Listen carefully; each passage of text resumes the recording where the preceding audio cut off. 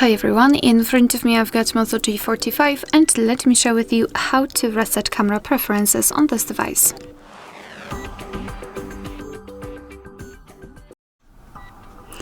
So let's begin with opening the camera app. Currently we are in the standard photo mode and the mode doesn't really matter that much.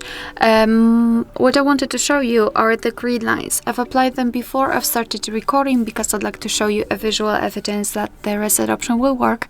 So the grid lines should disappear after setting.